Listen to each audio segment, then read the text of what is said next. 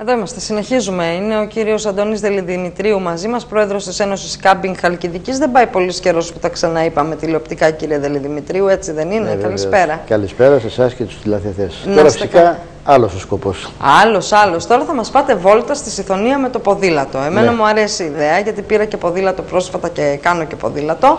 Οπότε νομίζω θα ακολουθήσω έτσι με το ποδήλατο. Και θα χαρούμε να συμμετέχετε κι εσείς. Θα έρθω. Λοιπόν, πότε ξεκινάτε, τι project είναι αυτό καταρχήν? Στα πλαίσια των εκδηλώσεων του Μαΐου, γιατί όπως ξέρετε τα κάμπικ όλα στη Χαλκιδική ανοίγουν τον Μάιο, αλλά προτιμήσαμε να κάνουμε έναν ποδηλατικό γύρο στη Σιθωνία, κάτι που είχαν κάνει και στο παρελθόν, αλλά δυστυχώς διακόπη, δεν ξέρω για ποιους λόγους. Εμείς θέλουμε να τον επαναφέρουμε αυτόν τον αγώνα, τη βόλτα του ποδηλάτου στη Σιθωνία, στην περίοδο του Μαΐου που ανοίγουν οι επιχειρήσεις στον κάμπικ και όπως ξέρετε τα περισσότερα κάμπικ βρίσκονται στη Σιθωνία. Αυτό έχει σαν στόχο τη βόλτα με το ποδήλατο, να αναδείξουμε το φυσικό περιβάλλον, τα πολιτισμικά μας στη Σιθωνία, το φυσικό του πλούτο, και από εκεί και πέρα είναι ελεύθερος αγώνας. Ήδη όπου το έχουμε πει έχουν δηλώσει συμμετοχή πάρα πολύ, θα έρθουν και αθλητές να συμμετέχουν. Το κάνουμε σαν βόλτα και πιστεύουμε ότι θα έχει μια επιτυχία. Και φυσικά ο στόχος είναι η καθιέρωση αυτού του αγώνα κάθε Μάιο, σε συνδυασμό που κάνουμε και τον ορεινό στον Τραγουντέλη τον Οκτώβριο, δηλαδή στην αρχή του καλοκαιριού και στο τέλος να γίνονται κάποιες τέτοιες εκδηλώσεις. Στον Τραγουντέλη φυσικά γίνεται βόλτα και με τα πόδια και με το άλογο, αλλά εμείς θα το κάνουμε τώρα με το ποδήλατο σε όλη τη Σιθωνία.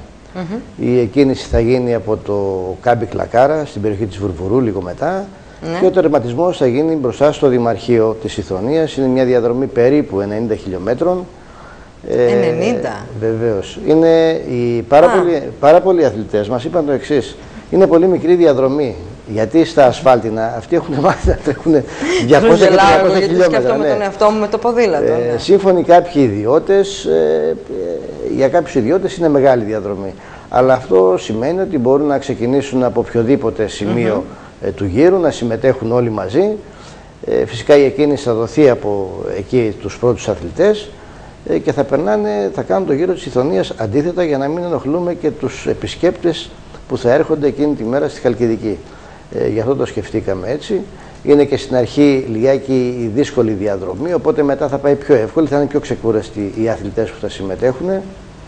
Έχουμε προγραμματίσει στο μέτωπο της κάθε επιχείρησης κάμπικ, γιατί είναι 26 στον αριθμό, να υπάρχουν πάγιμα, αναψυκτικά και νερά για τους αθλητές, και ελπίζουμε να γίνει μια καλή εκδήλωση του Μαΐου και να καθιερωθεί κάθε χρόνο.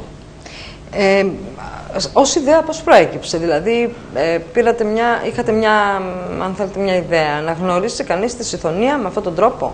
Βεβαίως, ως ιδέα το έχουμε συζητήσει με τα μέλη, διότι ο γύρος Σιθωνίας είχε γίνει στα παλαιότερα 2-3 φορές, 3 χρονιές, και είχε σταματήσει.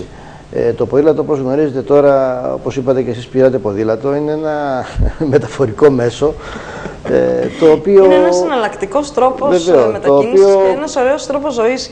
Το οποίο πρέπει να γίνει τρόπος ζωής. Εμείς σε όλες τις επιχειρήσεις κάμπικ μέσα, το ποδήλατο έχει την τιμητική του. Έχουμε πάρα πολλά ποδήλατα. Περιττώ να σας πω ότι κάποιες επιχειρήσεις κάμπικ απαγορεύουν την κίνηση των αυτοκινήτων, δηλαδή το αυτοκίνητο θα πάει στο πάρκινγκ, οπότε ο χώρος είναι ελεύθερος για να κινηθεί ο άλλος με το ποδήλατο.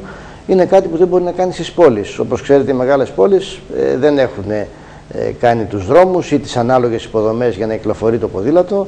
Όλοι οι Ευρωπαίοι έρχονται με τα ποδήλατα και εδώ εμείς το είχαμε αφήσει πίσω. Άρα είναι πρώτα η ανάδειξη του ποδηλάτου και μετά, όπως είπαμε, η ανάδειξη της φυσικής κληρονομιάς που έχει η Σιθωνία, με όλα του τα επακόλουθα. Πιστεύουμε να έχουμε μια πολύ καλή Κυριακή. Θα είναι η τελευταία μάλλον Κυριακή του Μαΐου. Οπότε κρατάμε αυτό. Οι ποδηλάτες, οι οργανωμένοι, θα έρθουν μετά από πρόσκληση δική σας προφανώς, στις ομοσπονδίες τους, στους συλλόγους τους. Στόχος είναι να έρθουν ποδηλάτες οργανωμένοι από όλη την Ελλάδα. Από όλη την Ελλάδα και μάλιστα έχουμε κάνει και μία υπενθύμηση στα Βαλκάνια που έχει πάρα πολλούς ποδηλάτες, ειδικά η Βουλγαρία και η Σερβία. Πιθανόν να έρθουν και αυτοί αν τους βολέψει η ημερομηνία. Οι Βούλγαροι το θέλαν να γίνουν πιο νωρίς από ό,τι μας είπανε, γιατί έχουν κάποιες αργίες μεταξύ 4 και 7 Μαΐου. αλλά δυστυχώς εμπίπτει με τις εκλογές μας και δυστυχώς το κυλήσαμε να πάμε στο τέλος. Τότε, κύριε Δελιδημητρίου, θα μας έχουν κάνει τη ζωή ποδήλατο. Εμείς δεν μπορούμε να πούμε με το ποδήλατο. Η ελπίδα μας είναι ότι θα έρθουν και από έξω, γιατί το ποδήλατο έχει φανατικούς φίλους πλέον. Υπάρχουν άνθρωποι που κινούνται μόνο με το ποδήλατο, δυσκολεύονται στις πόλεις και μια τέτοια διαδρομή θα είναι καταπληκτική για αυτούς. Όσοι το έχουν ακούσει σαν πρώτη ιδέα, είπανε μπράβο, ερχόμαστε. Πολύ ωραία. Σε σχέση με την αυθόρμητη συμμετοχή. Θα είναι αυθόρμητη συμμετοχή. Πιστεύουμε ότι κάπου στις 6-7 Μαΐου, αμέσως μετά τις εκλογές, σε συνεργασία με το Δήμο, θα έχουμε ένα site και ένα Facebook που θα δηλώνουν συμμετοχές. Και πιστεύουμε ότι θα είναι πάρα πολλές. Ήδη τώρα μας λένε στα τηλέφωνα, αλλά εμείς δεν θέλουμε να τον βγάλουμε, γιατί όπως καταλαβαίνετε μια προεκλογική περίοδος θα μας το καλύψει. Τα ενδιαφέροντα του κόσμου είναι διαφορετικά, οπότε προγραμματίζουμε για τότε να το ανακοινώσουμε πλέον επίσημα και να τρέξει σε εκείνο το διάστημα από τις 8 Μαΐου μέχρι τις 25 και στις 27 να είναι ο αγώνας, ημέρα Κυριακή. Εσείς πιστεύετε πραγματικά ότι το ενδιαφέρον του κόσμου τώρα στρέφεται γύρω από τις εκλογές? Μερικών. Μερικών, γιατί καμιά φορά εγώ αισθάνομαι ότι εμείς εδώ μιλάμε μόνοι μας με τους υποψήφιους. Έχει ένα ποσοστό το οποίο, καλός ή κακός, εγώ θα έλεγα είναι αυτοί που ίσως τα στελέχη των κομμάτων. Και είναι και πολλά πλέον τα στελέχη. Που ασχολούνται ζωηρά. Είναι πάρα πολλά τα στελέχη. Πάρα πολλοί κόσμος δείχνει μια τεράστια διαφορία. Πάρα πολλοί κόσμος δεν ξέρει αν θα ψηφίσει και τι θα ψηφίσει. Πιστεύουμε ότι, όχι πιστεύουμε, από ό,τι ακούω και βλέπω, η αποχή θα είναι τεράστια. Ας ελπίζουμε ότι ο κόσμος θα πάει να ψηφίσει για να δείξει αυτόν που θέλει να κυβερνήσει, εν πάση περιπτώσει, σε αυτόν τον τόπο, μπας και συμμορφωθούμε. Τώρα πήγαμε σε άλλο κομμάτι. Δεν πειράζει, ξέρετε τι γίνεται. Δεν μπορούμε τώρα, όταν εκφράζετε κι εσείς δημόσιο λόγο, όταν κι εγώ είμαι εδώ για να κάνω μια συζήτηση με τον κάθε καλεσμένο μου δημοσίως, δεν μπορούμε τώρα, δηλαδή, και επειδή είστε ένας άνθρωπος που μπορείτε να ανταποκριθείτε στην κουβέντα, δεν είστε ένας άνθρωπος που ξέρω ότι δεν θα μου απαντήσετε και θα βρεθείτε κι εσείς σε δύσκολη θέση. Είστε επιχειρηματίας, ασχολείστε με τον τουρισμό. Την κατάσταση την ξέρουμε. Πώς δηλαδή, εντάξει, μια πρωτοβουλία για το ποδηλατικό γύρο είναι σαφώς μια άριστη πρωτοβουλία. Είναι κάτι καινούργιο, είναι κάτι φρέσκο, είναι κάτι έξυπνο κτλ. Όμως η κυβέρνηση που θα προκύψει, όποια και είναι αυτή, δεν πρέπει να σκύψει σοβαρά πάνω στον τουρισμό και πάνω στην επιχειρηματικότητα? Πάρα πολύ σοβαρά, και περιττώ να σας πω ότι μέχρι σήμερα καμία από τις προγενέστερες κυβερνήσεις δεν έχουν κάνει κάτι σοβαρό, το λέω ευθαρσώς, για τον τουρισμό. Δυστυχώς υπάρχουν ακόμα αγκάθια, υπάρχουν ακόμα αγκυλώσεις, υπάρχουν συνάδελφοι που δυσκολεύονται στο να ανανεώσουν τα ειδικά σήματα λειτουργίας, διότι ζητάνε διάφορα πράγματα, τα έχουμε πει και σε παλιότερη εκπομπή. Δυστυχώς ο τουρισμός δεν μπορεί να προχωρήσει με αυτή την ταχύτητα.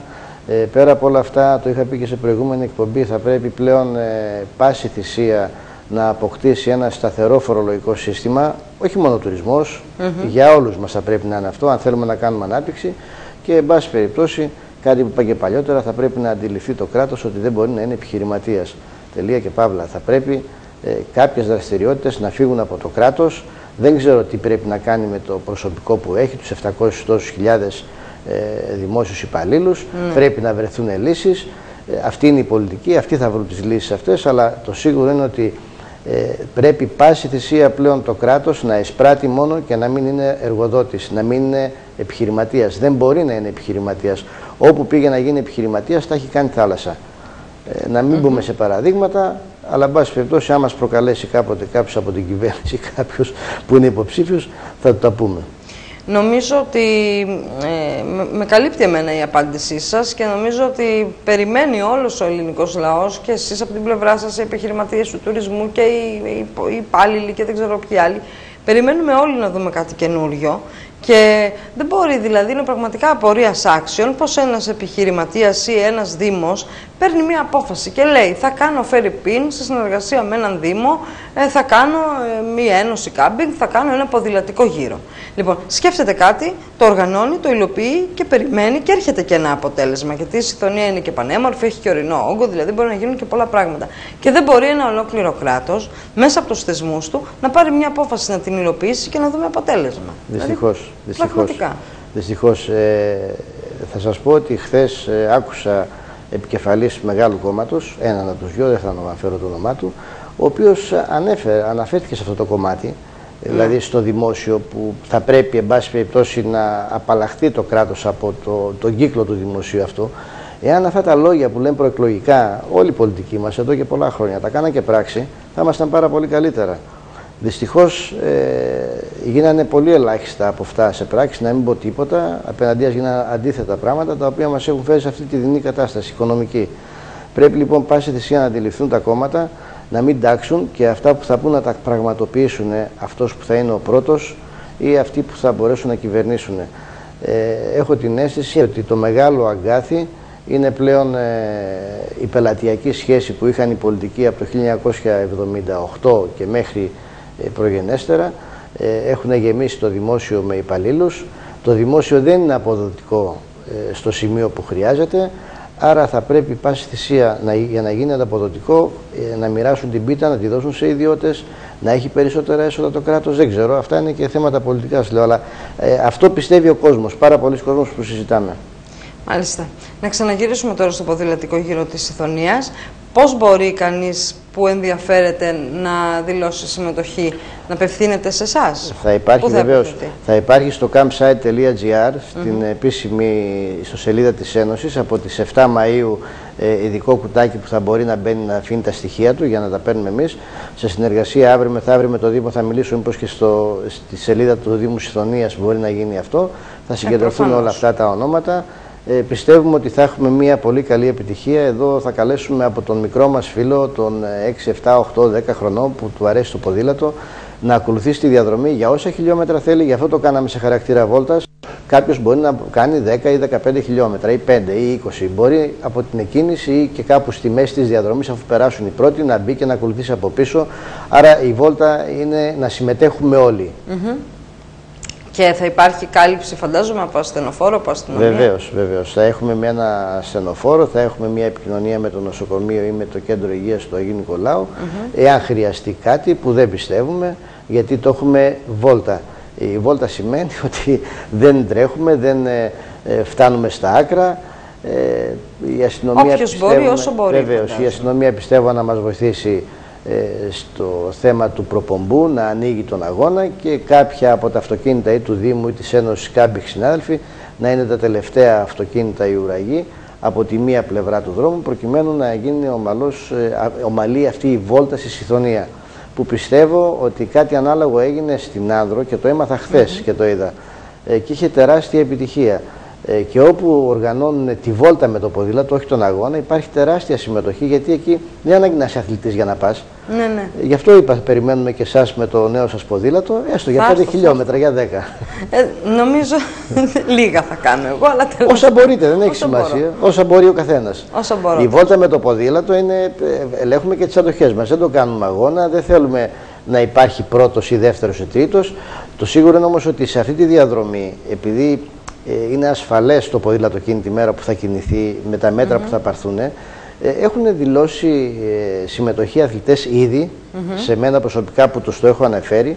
Είχα και τον ανεψιό μου που ήταν αθλητής κάποτε, ήταν και πρωταθλητής ποδηλασίας, ο οποίος μου λέει θα έρθουν πάρα πολλοί αθλητές να κάνουν αυτή τη διαδρομή, γιατί τους αρέσει, γιατί το κάνουν σαν προπόνηση, γιατί είναι καταπληκτικοί, θέλουν να την κάνουν το γύρο της Ιθωνίας, είναι ένα καταπληκτικό τοπίο, ονειρεμένο, αλλά δεν είναι ασφαλές, γιατί ο δρόμος είναι πολύ στενός και αν δεν γίνει κάτι οργανωμένο να τους περιφρουρήσουμε, μπορεί να τους φάνε και λάχανο, όπως λέμε, και δεν θέλουμε να έχουμε τέτοια πράγματα, καταλαβαίνετε. Βεβαίως, καταλαβαίνω.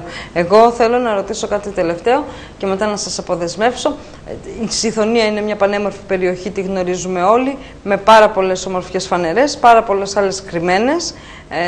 Εσείς που εντός εισαγωγικών πουλάτε στη Ιθωνία και λόγω επαγγέλματος και λόγω ιδιότητας, τι είναι αυτό που πιστεύετε ότι είναι, αν θέλετε, το καλό της στο χαρτί, η αιχμή του δώρατος? Τι είναι αυτό που πουλάει πιο πολύ? Το χαρτί της Ιθωνίας είναι ότι έχει ακόμα πράσινο. Το πόδι όλο είναι πράσινο, είναι καταπράσινο. Δεν έχει πάρα πολύ τσιμέντο. Έχει, όλη η Χαλκιδική είναι ωραία. Να πούμε ότι το τρίτο πόδι φτάνεις μέχρι την Ουρανούπολη και σταματάς. Έχει και αυτό το δικό του το κάλος. Το πρώτο πόδι έχουμε αντιληφθεί ότι και αυτήν έχει πάρα πολύ καλές παραλίες και τον ορεινό όγκο από την Κασαδρία, από τον Κασαδρινό μέχρι κάτω στη Μύτη. Παρόλο το ότι κάει και έχει ανθίσει, είναι καταπληκτικός. Το θέμα είναι ότι το πρώτο πόδι έχει γεμίσει λίγο από τσιμέντο. Η ελπίδα μας ήταν πριν από κάποια χρόνια που κάνανε το νέο δικό χωροταξικό το 2008, επιμέναμε να μην γίνει τέτοιου είδους ανάπτυξη όπως το πρώτο πόδι και η Συθωνία να παραμείνει το πλέον φυσικό πόδι της Χαλκιδικής, με ό,τι αυτό επακόλουθο έχει. Μάλιστα. Θέλω να σας ευχαριστήσω θερμά. Καλή επιτυχία στον ποδηλατικό γύρο. Θα το ανακοινώσουμε και εμείς από εδώ. Και όσοι περισσότεροι συμμετέχουν θα είναι πολύ, πολύ καλό. Να είστε καλά. Εμείς πάμε σε σύντομο διαφημιστικό διάλειμμα. Περνάμε στο τελευταίο ημίωρο της εκπομπής αμέσως μετά.